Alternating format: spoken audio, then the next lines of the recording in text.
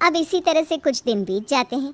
ऐसे ही एक दिन तारा की तबीयत थोड़ी ख़राब हो जाती है और वो अपनी बहू से कहती है, बहू एसी का टेम्परेचर बढ़ा दे या एसी बंद कर दे, मुझे सर्दी हो गई है और बहुत ठंड भी लग रही है। माँ जी, तबीयत आपकी ख़राब है, मेरी थोड़ी ना, और आपकी वजह से मैं क्यों गर्मी बर्दाश्त करूं? इसलिए अगर आपको ठंड लग रही है तो आप कंबल ओढ़ लीजिए। परी अपनी सास को कंबल निकाल कर दे देती है, पर एसी का टेम्परेचर ना ही तो बढ़ाती है और ना ही एसी को बंद होने देती है। परी की इन हरकतों से तारा तो परेशान होने लगती है, पर वो बेचारी चाह कर भी कुछ नहीं कर पाती, क्योंकि अब तारा जब भी परी को समझाती और एसी बंद करने को बोलती तो परी अपनी सास को ही ताने दे देती। मुझे तो समझ में नहीं आता माँ जी, आप सब गर्मी में कैसे रह लेते हो? पता नहीं एसी चलने पर आपको इतनी दिक्कत क्यों है? अरे बहू, हर समय एसी चलाकर नहीं रखा जाता, पूरा घर एसी की वजह से ठंडा रहता है।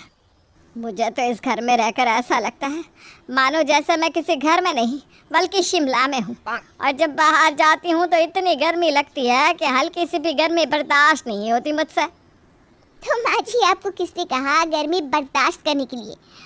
आपको, मुझे और राजीव जी को गर्मी ना लगे, इसीलिए तो मेरे पिताजी ने पूरे घर में एसी लगवाई है।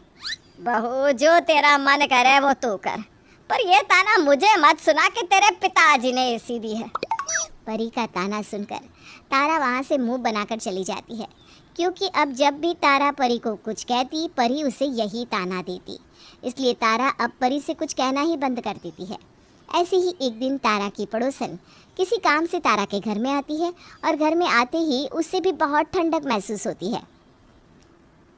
अरे वाह तारा बहन, तेरा घर कितना ठंडा है। तेरे घर में आकर तो ऐसा लग रहा है कि जैसे मैं किसी बर्फ की वादियों में आ गई हूँ। क्यों आंटी जी, अच्छे लग रहा है ना? और ठंडक तो महसूस होगी ही ना, आखिर हमारे पूरे घर में एसी जो है, और हमारे घर की एसी हर समय चालू रहते हैं ताकि किसी को गर्मी ना लगे। वो तो ठीक है बहू, पर मुझे समझ में नहीं आता तुम सब इतने ठंड में कैसे रह लेते हो। मुझे तो आए तेरे घर में अभी 5 मिनट भी नहीं हुए और देखो मुझे तो ठंड भी लगने लगी।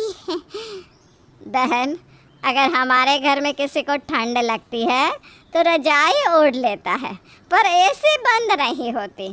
क्यों बहू, सही कहा ना मैंने? वाह परी बहू, तेरे तो मौज है, तुझे ठंडा ससुराल जो मिल गया। अच्छा चलती हूँ मैं, ज़्यादा देर रुक नहीं पाऊँगी। तारा की पड़ोसन तारा के घर में ज़्यादा देर रुक नहीं पाती और बिना बात किए ही वहाँ से चली जाती है। इसी तरह से कुछ दिन बीत जाते हैं और एक दिन तारा के घर का बिजली का बिल आता है और बिल देखकर तारा के तो होश ही उड़ जाते हैं। वो अपनी बहू से कहती है, 10,000 का बिल? अरे आज तक मेरा बिल कभी 2,000 से ऊपर नहीं गया और इस महीने 10,000? माँ जी, अब घर में एसी भी तो चल रही है ना, एसी बिल खींचता है और 10,000 कोई ज़्यादा बिल नहीं है। क्या कहा तूने? 10,000 ज़्यादा बिल नहीं है? अरे बहू, तेरे लिए 10,000 बिल भरना मामूली बात है, मेरे लिए नहीं। इसलिए अब से एसी नहीं चलेगी। माँ जी, एसी बंद नहीं होगी, भले ही 1 लाख का बिल क्यों ना आ जाए। अरे बहू, हर समय एसी चालू रखना अच्छी बात नहीं, और बहुत जल्द सर्दियों का मौसम भी आ रहा है।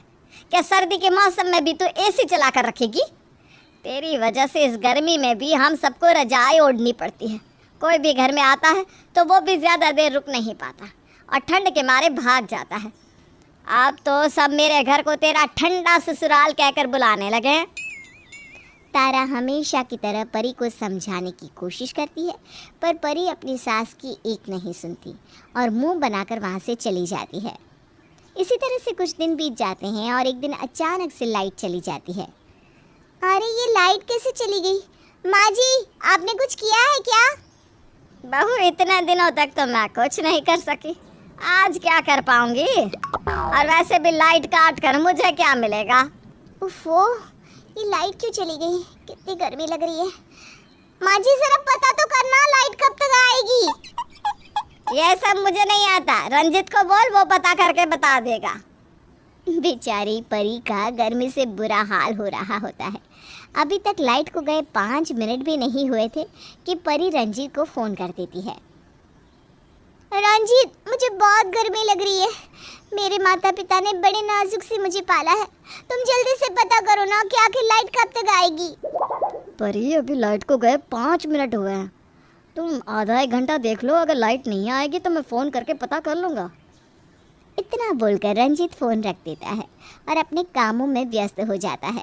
वहीं दूसरी ओर लाइट को गए हुए आधे घंटे से भी ऊपर हो चुका था, पर अब तक लाइट नहीं आई थी, जिस वजह से परी का गर्मी के मारे बुरा हाल हो रहा था। अब परी से रहा नहीं जाता और वो बार बार रंजीत को फ़ोन करके परेशान करने लगती है, पर रंजीत उसकी किसी भी फ़ोन का जवाब नहीं देता। और जब शाम को रंजीत घर